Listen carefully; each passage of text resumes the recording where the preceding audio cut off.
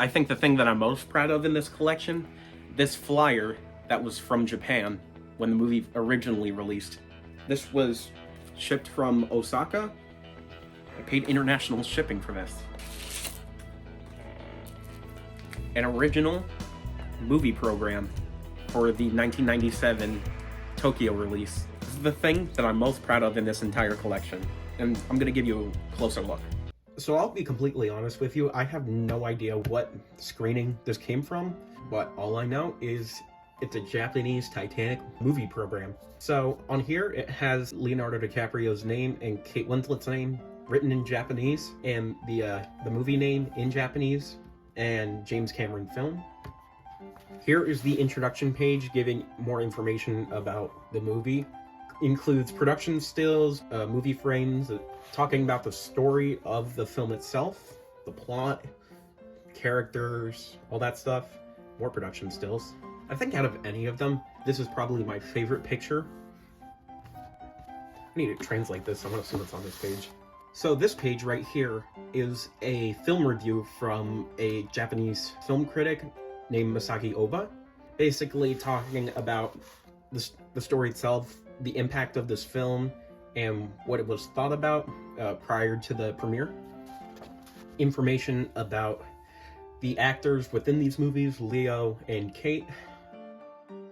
Little tidbits about the RMS Titanic, the data that was involved, the ship information too, all the compartments, and then from its original sailing off point in the United Kingdom, it was making its way all the way to New York, but around the time that it reached the eastern shores of Canada, that's when the RMS Titanic sank. Then this next page has information about the construction of the ship. Then it highlights everything leading up to its maiden voyage and its eventual sinking. It starts out in 1898, and then 1909, 1911, and then eventually spring of 1912. It wasn't until the early hours of April 15th when it eventually sank. Such a shame. Movie poster. Yeah, I know it's pretty bleak going from sinking to then just going like, oh, look at this. Information about survivors from the Titanic sinking. More movie stills. This page includes the cast profile of each of the actors involved in this movie. Billy Zane, Kathy Bates, oh I forgot she was in that. Bill Paxton, Gloria Stewart, Francis Fisher, Bernard Hill, Jonathan Hyde, David Warner, Victor Garber, Danny Nucci, Susie Amis. Yeah, everybody who wasn't Kate Winslet or Leo.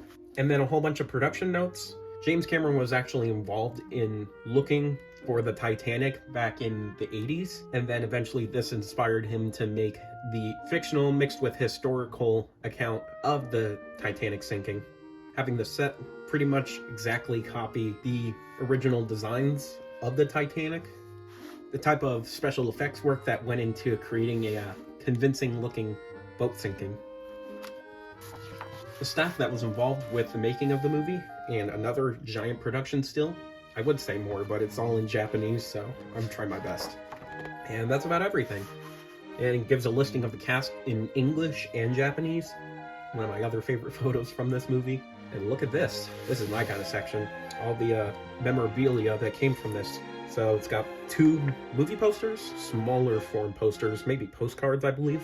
Maybe other smaller form posters. Mousepad. Wow, that is so 90s. Hat, another card, a shirt, and the cost of this in Japanese yuan, information about where to get it, fill it in. We'll give it to you. So for the North American release of this movie, it was released by Paramount Pictures, but then 20th Century Fox handled all the distribution outside of the US and Canada. And so that's why they have 20th Century Fox movies advertised right here, which is now 20th Century Studios, owned by Disney. Star Wars, Independence Day, Alien. Funny enough, James Cameron did Alien too. And then a giant ad for Romeo and Juliet, the one with Leonardo DiCaprio, one bit made by Baz Luhrmann, the Elvis guy now. It's funny, Elvis was the first of Baz Luhrmann's movies that I saw, and then I eventually saw this one a couple months following the release of Elvis. The style of both Elvis and Romeo and Juliet are so similar. I definitely understand what Baz Luhrmann's movies look like now.